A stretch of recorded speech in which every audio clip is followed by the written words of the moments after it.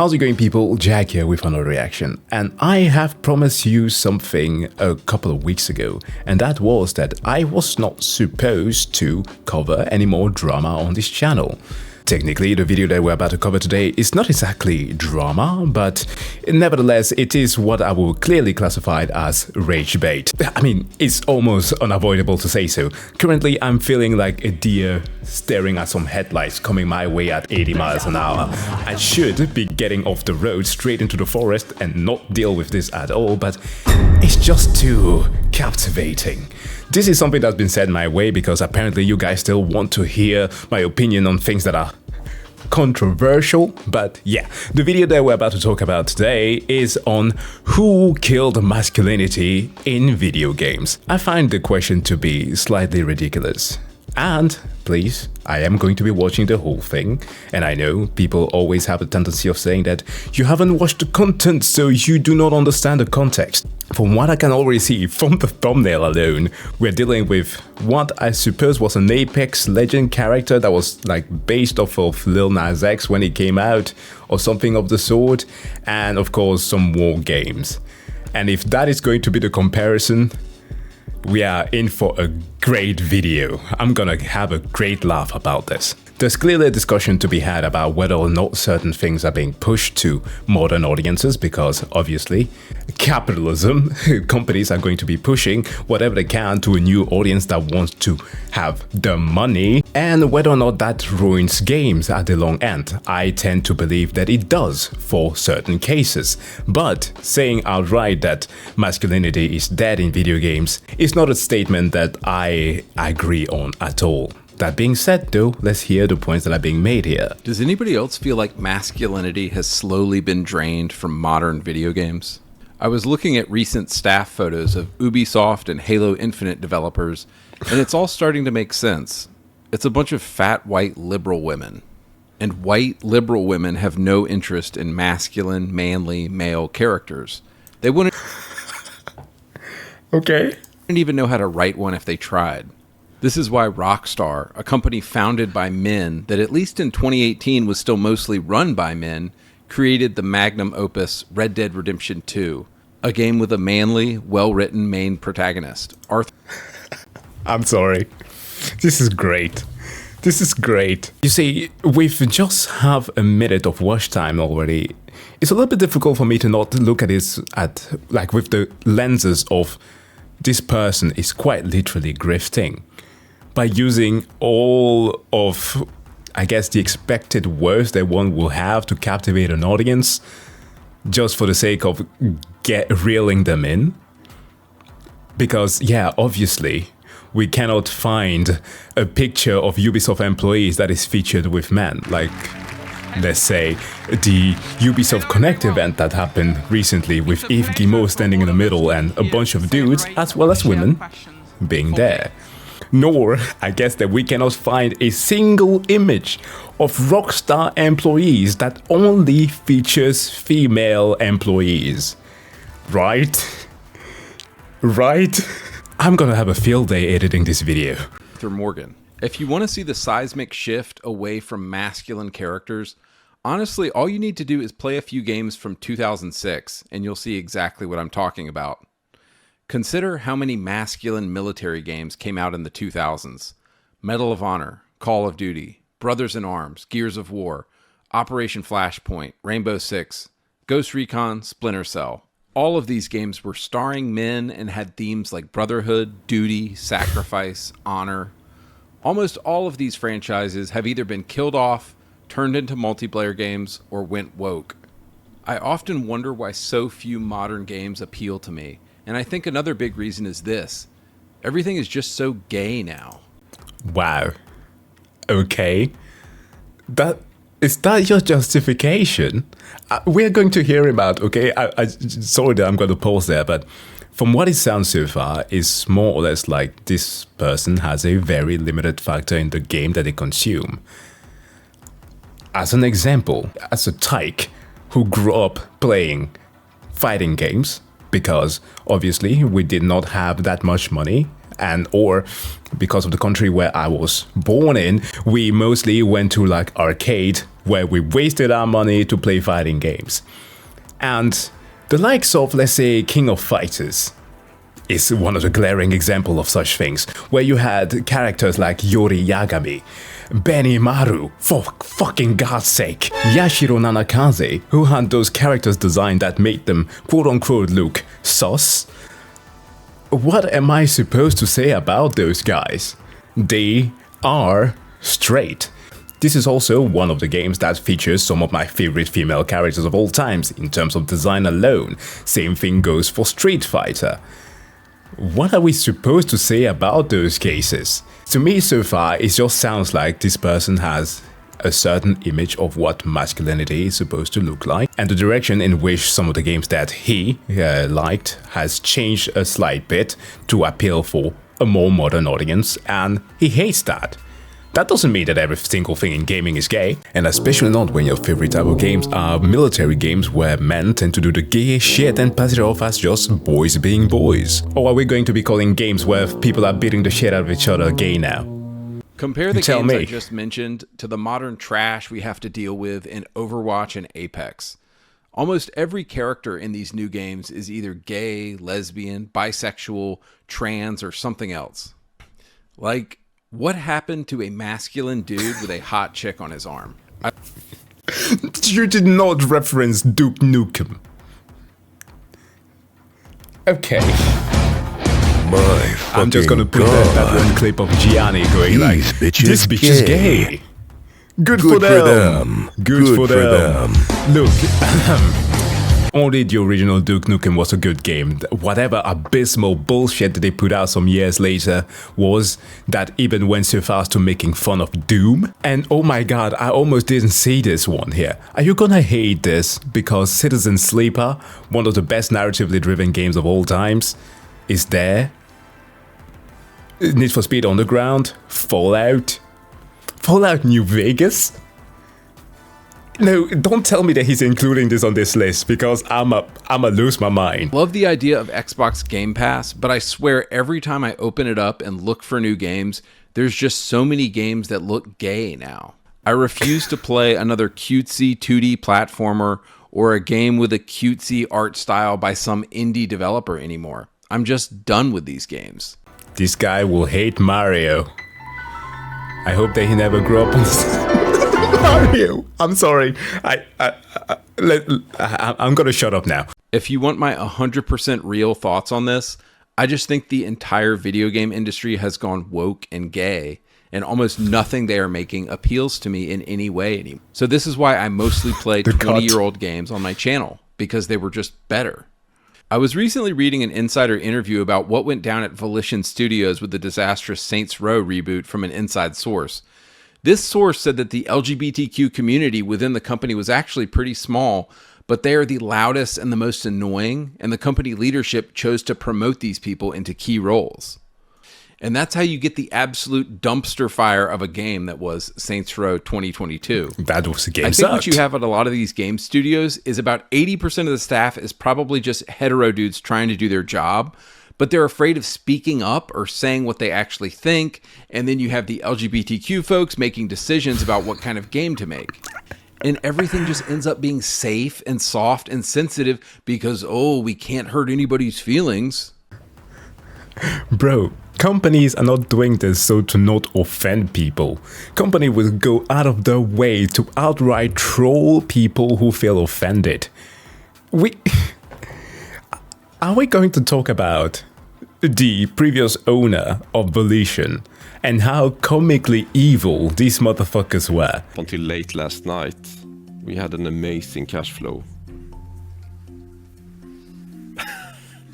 I think that's history now, so it's not that relevant. And that's where Embracer went bad. We got like an email at like 9:05 or something for an 11 o'clock all hands meeting. The people from Gearbox thankfully just rip off the band-aid and we're like, yep, we're closing the studio. One of the guys who I think worked there since Volition opened was like, well, that's 30 years down the drain. It's hard to watch the thing you've been a part of for, probably a majority of his life just get destroyed, and through no fault of his own. People who have been laid off from Embracer and elsewhere are devastated. They're seeing their industry crumble in a way that they haven't seen before. Last year, there were a little bit over 10,000 layoffs in the video game industry. 5,000 of those were through Embracer Group, which is significant. Naturally, as we have seen so much right now, and also with the current thing with Tango Games, who thankfully have gotten on their feet now, the ones who did Hi-Fi Rush. But with regards to the acquisition by Microsoft and Xbox and all that, they don't care about the actual game that they're making.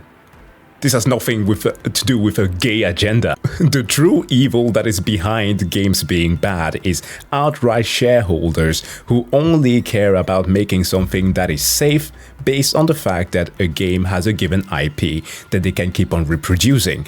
You are not gonna tell me that previous entry before this game in the Saints Row universe weren't bad. Like, you can justify it from Saints Row 3.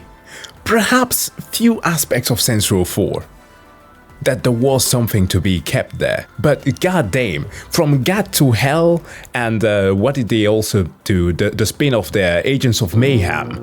Oh my fucking god, that game, oh shit. No, this narrative is insane, dude. The gay situation is insane. So of course you get these shitty dumpster fire video games that nobody wants to play. After reading a lot of insider interviews at these developers, this is my sense of what has been happening.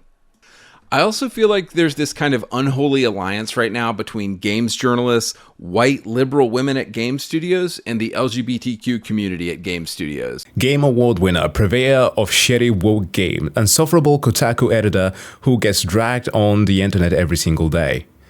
Oh god. See, here's the problem. I don't give a damn about this lady, her arguments are stupid, she attacks on people who levy some valid criticism towards her, and her worrying about supposed news outlet closing is stupid. I don't give a damn.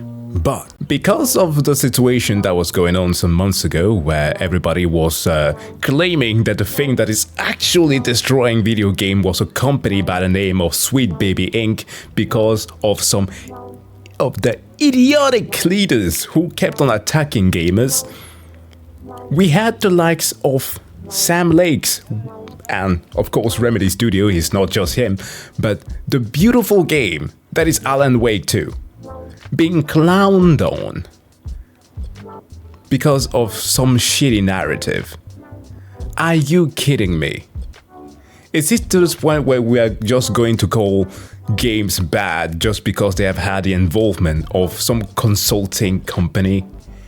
Seriously? Mind you, I'm pointing out Alan Wake 2 here because as a fervent Remedy enjoyer, I was championing for most of the game, even something like Quantum Break, which did not pan out as well as I expected, but was an amazing game in the attempt that they wanted to do, because a character within some of the short films, the detective work that were featured in, you could find like footage in the game. Saga Anderson, the colleague to Alex Casey and Max Payne, was race-warped in the new game, in Alan Wake 2, despite the fact that she was a white woman in the conceptual phases of the Returnal movie that is part of the whole anthology of Alan Wake. Yet some people lost their mind about it, despite the fact that none of them actually did care about Quantum Break when that game came out. And let us not even acknowledge the fact that she herself, in-game, as the character, acknowledges how odd it is that she is being written in a story where she does not belong.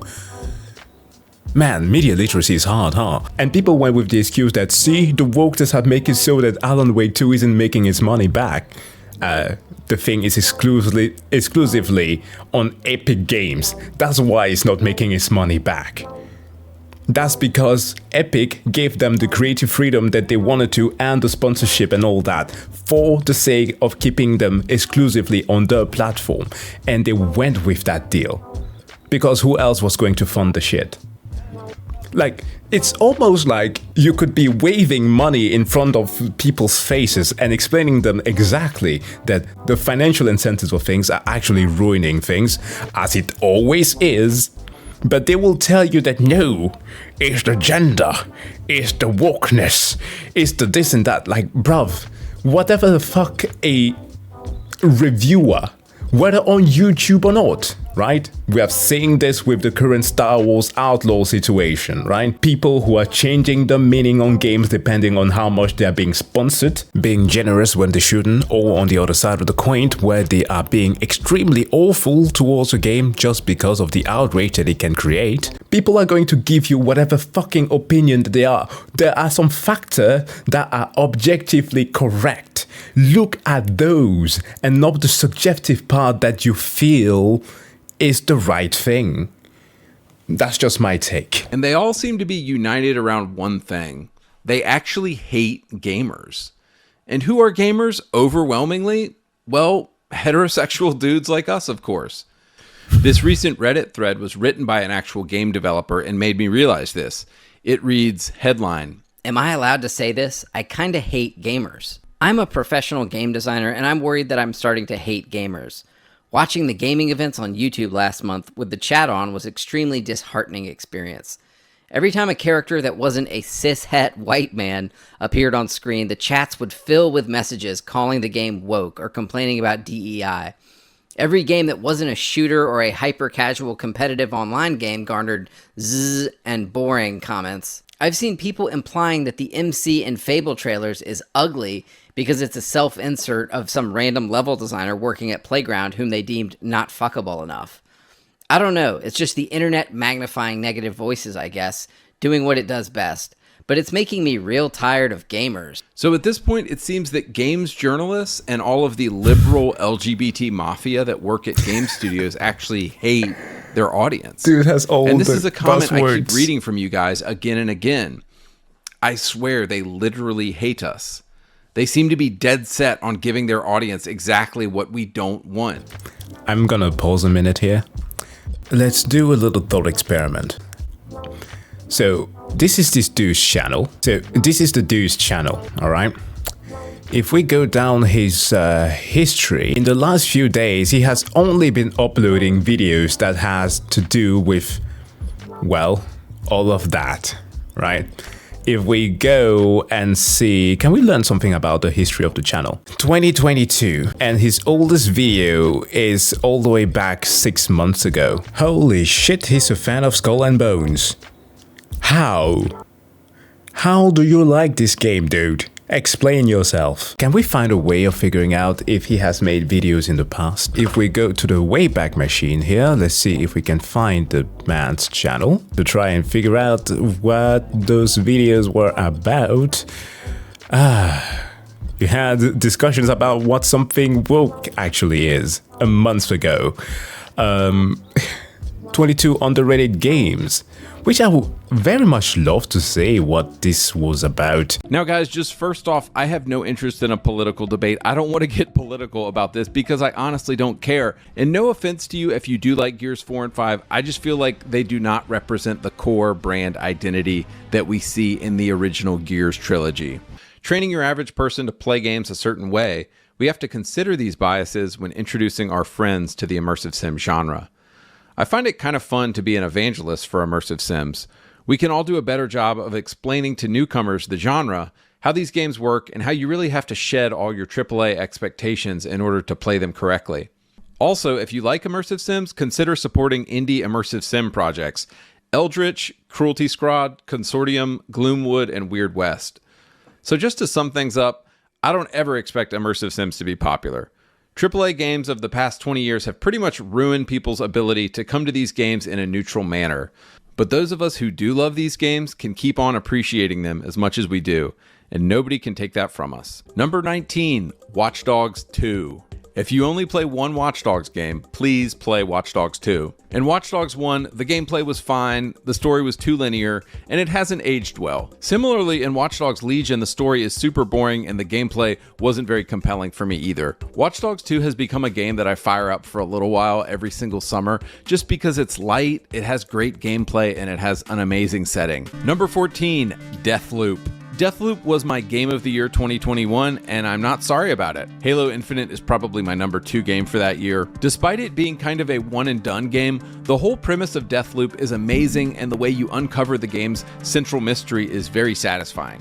The combat is fun, the abilities are fun, The game is in a retro future and it has a lot of immersive sim DNA. So this game was right up my alley and I enjoyed every second of it. So the most important thing to understand about Rage 2 is this game is primarily just a fun game.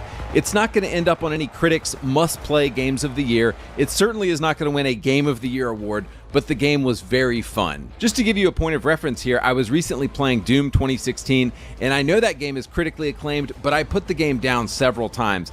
However, Rage 2 I could not put down. I couldn't put the controller down when I was playing it. So I think that says something. My brother in Christ, Deathloop, Watch Dogs 2, we are talking about, quite literally, if you want to push that envelope, right? Woke games by Ubisoft that feature a lot of the new as cringy lingos as was put in motion in Saints Row remake there, as well as Deathloop, which was critically hated by many just because the main protagonist was black and not because he had some faulty gameplay, unlike the thing that Arcane is known for doing with the immersive sim. He literally has a very dedicated immersive sim video here on one of my favorite games of all times, Deus Ex Mankind Divided, a game that was bad because of what Square Enix did with one is microtransaction, pushing the game way too quickly with giving it an unfinished story, but gameplay was phenomenal. Music, art direction, all that stuff. Literally one of the best example of why like semi-open worlds are always going to work. And that video has many views because he was passionate about it and clearly make a work that was good. But as we clearly can see, there has been a shift in the direction of his content because, you know, grifting makes more bread. And well, I cannot be mad at that. A vast majority of content creators do that and people fall for it, so who am I to say not to do it? But the thing is, at least be honest about your stance on things. I swear they literally hate us. They seem to be dead set on giving their audience exactly what we don't want. How long is your business going to be open if you're dead set on not giving the customer what they want? This is why when skanks like Alyssa Mercante are crying about Kotaku shutting down and losing their jobs, and game studios are going under because they were associated with Sweet Baby Inc., I just laugh. Why? Why is that fair? Why should Shadow Gambit, which by the way did not fall because of Sweet Baby Inc., it was because of the fucking investors and the people who acquired the studio. Again, that's a blatant lie. Why is it that it should suffer the vitriol of people because a handful of idiots made some horrible tweets? Is this the logic that we are applying now today? Like, how are you different from the people who are always crying cancel culture when you are doing the canceling? Because they were associated with Sweet Baby Inc., I just laugh. Let them burn. Let all these companies burn who don't know how to give the audience. The wonderful irony in all this is that it's the... Jesus Christ, the editing here, he keeps on cutting back and forth. It's almost like he has points that he doesn't want to say. very games that the woke cancel mob has tried to cancel that seem to do the best. Remember Hogwarts Legacy? Yeah, men who dress in women's clothes tried to get it canceled. Oh, God. Instead, the game sold 25 million copies. Oops. Remember Elden Ring? Remember how the woke mob tried to accuse FromSoft games? Disorder reviews Elden Ring's problematic female representation. Who? Who wrote this? The Escapist? Wait, isn't The Escapist that the thing with zero punctuation? Didn't they come out recently? What's the voice? Oh my god.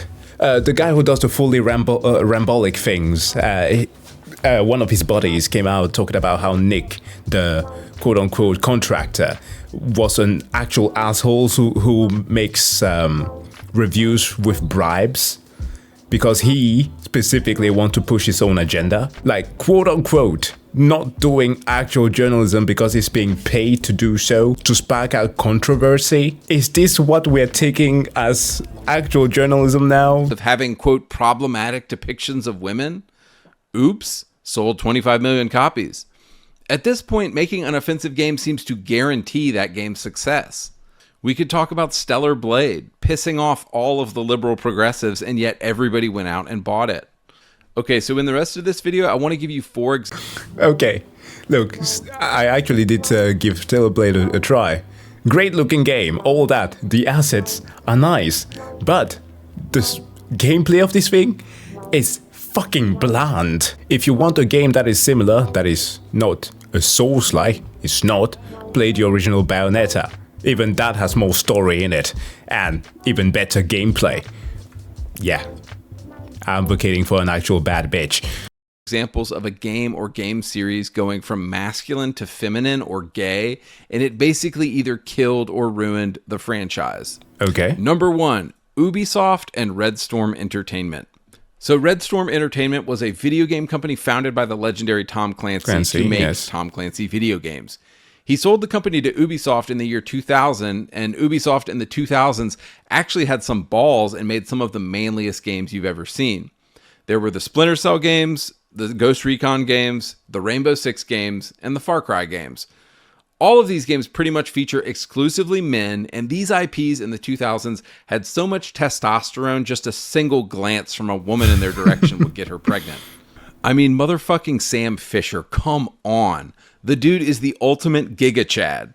Scott Mitchell in Ghost Recon. Now, you pick your own character in Far Cry 2, but it's definitely a manly game that will put hair on your chest. So what is Red Storm Entertainment up to today? Well, I recently saw that Tom Clancy's The Division Heartland is being led by a man who dresses in women's clothes in his free time. Okay. Now look, I don't give a shit if you want to identify as a dragon and go around laying magic eggs, but can we agree that the least masculine thing on earth you can do is dress in women's clothes? To the Joestar family, and people are gonna say like, oh, anime reference, that's fucking gay. I'm old enough to remember a time where actually playing video games was considered something emasculate. So, you ain't telling me any tales here, boy. Tom Clancy would be rolling over in his grave right now if he knew the absolute disaster that Red Storm Entertainment had become. Number 2, Wolfenstein. So I was recently playing Wolfenstein The New Order for the first time, which came out in 2014. And I have to say, of all the games I was sure were going to avoid woke Western progressivism, this game was pretty high up there. The first 3 entries of the reboot were all fantastic. They had the badass BJ Blazkowicz, an absolute unit, as the main character, ripping apart entire armies of Nazis with the sexy and smart Anya as his arm candy and wife. Yeah. Machine Game's first 3 Wolfenstein entries, which came out in 2014, 2015, and 2017, are all great. They have normal men and women doing normal shit in them. Awesome. But of course, the woke mob had to get involved somehow. So you have a beloved series with a beloved, tough, male, manly main character. Do you suppose it's a good idea to kill off that guy and replace him with cringy girl boss character? Oh, Youngblood. Okay, so hold on. Youngblood was supposed originally to be a spin-off that was trashed on. And I'm getting ahead of myself. Did he just show Frau Engel here? Who has a sissy white boy as her boyfriend? Are we gonna ignore that part? Dude! It's a fucking MO, she's a dominatrix. Who does not want men to lead over her? Because apparently, you know, if you make a strong female antagonist, or protagonist for that sake, it's woke. So are we not going to talk about this absolute monster? By the way, I do apologize for the many who did ask me to continue my gameplay or walkthrough of Wolfenstein. I did end up playing both the first one and the new Colossus. And I gave like 5 minutes to Youngblood and I didn't play it. That has nothing to do with the fact that his daughters were actually main characters. It was just because the game was bad. It's a horrible game. That's it. There's no need to add any political things behind it. You suppose it's a good idea to kill off that guy and replace him with cringy girl boss characters?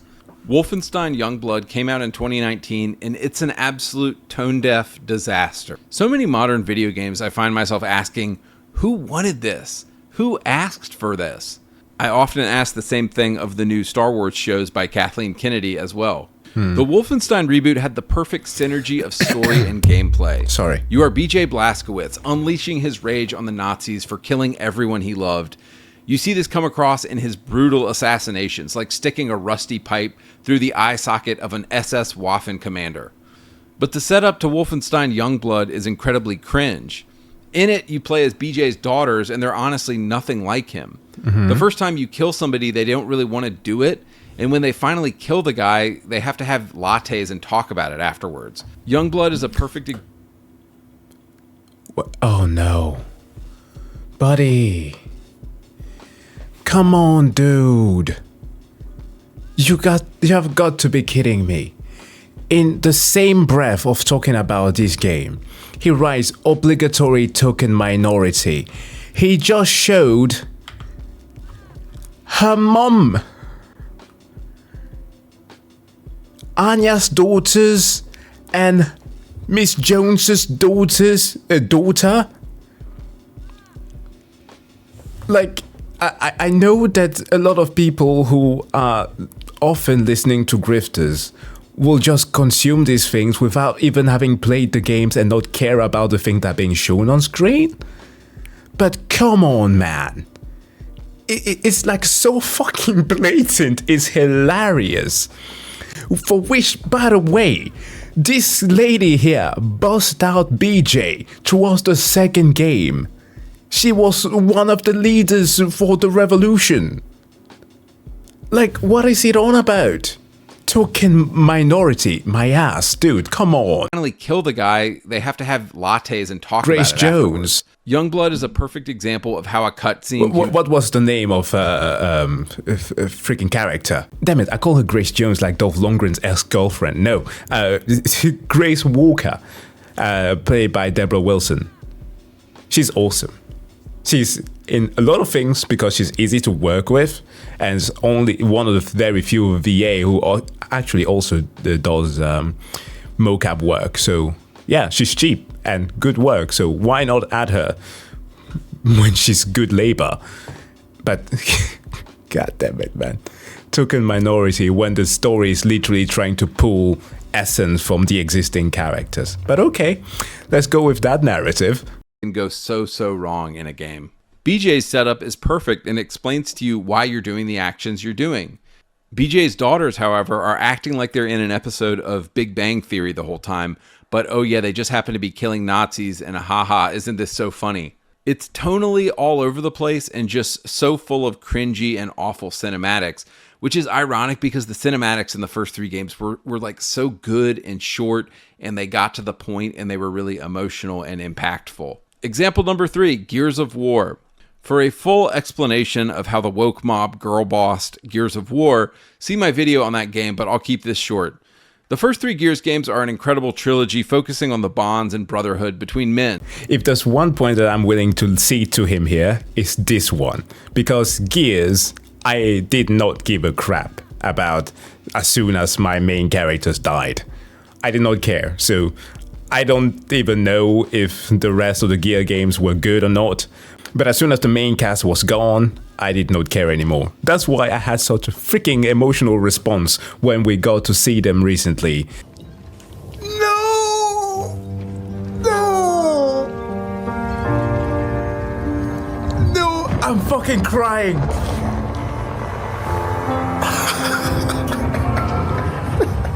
What the fuck is this?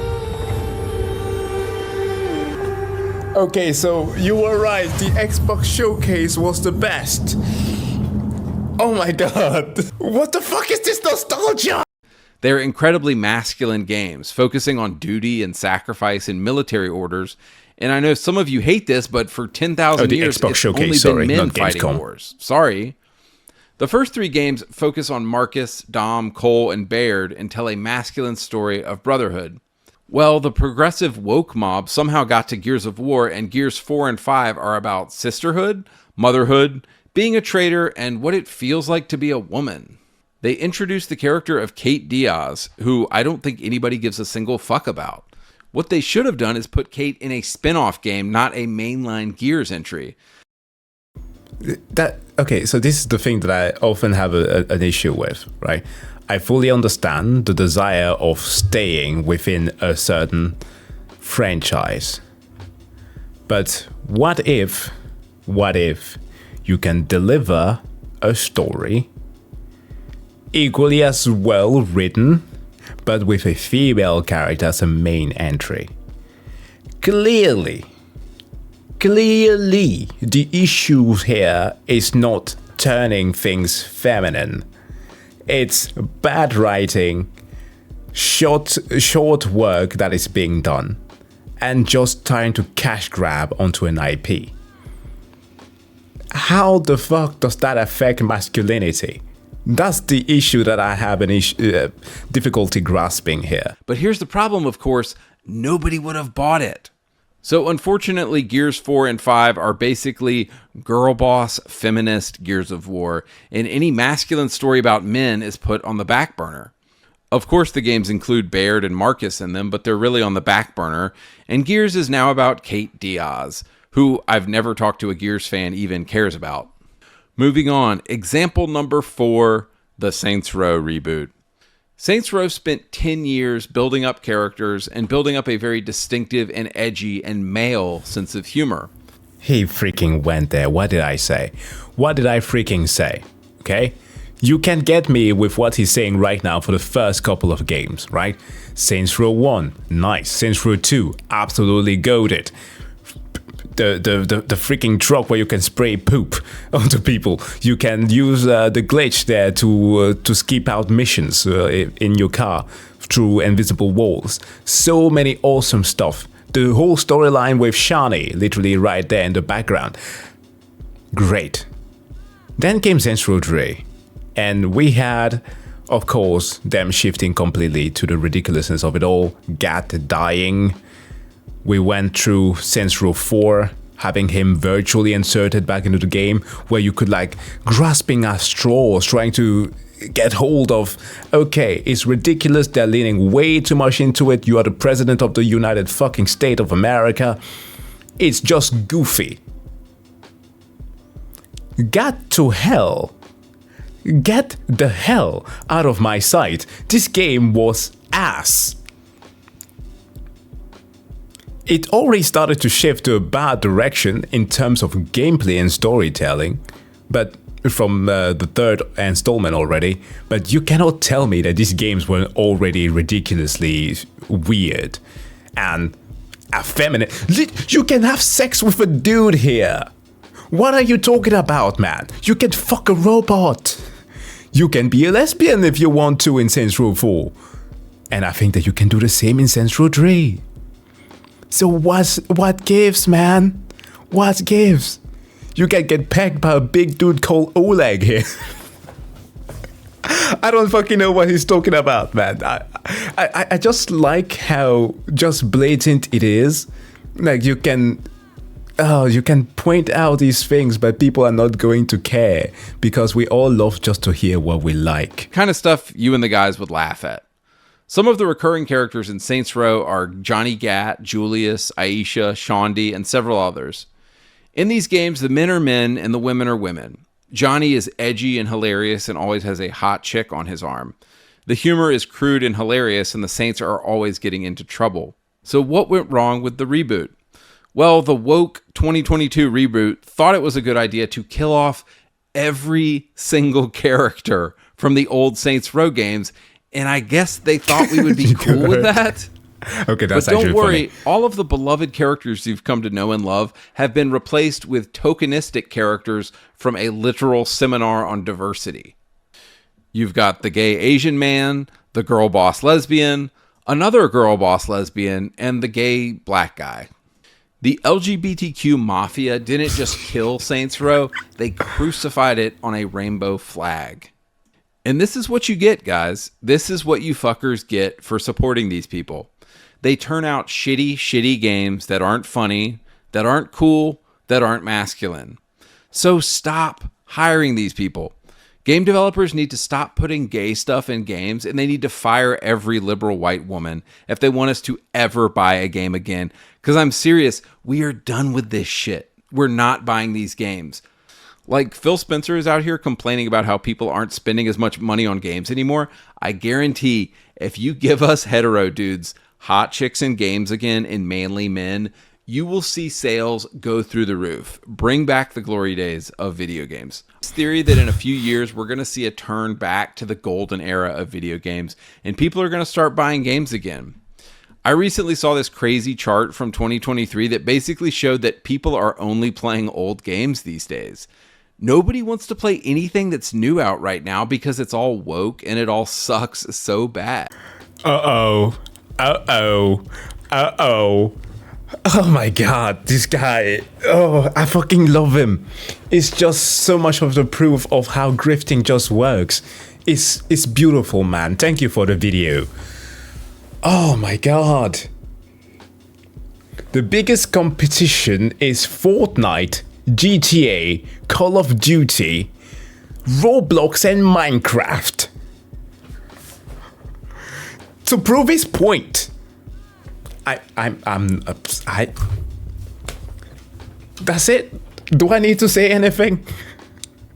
Do I need to say anything? The old games that he's talking about is Fortnite and GTA just because of his monetary. I don't. Why do I even need to explain this?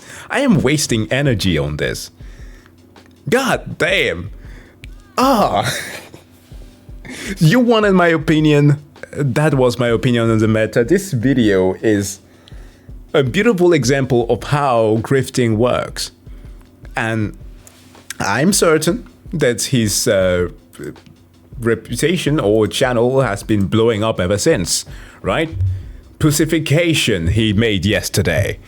The Giga Chad game everyone forgot. Single player. Trying to explain something about Starfield, nobody cares.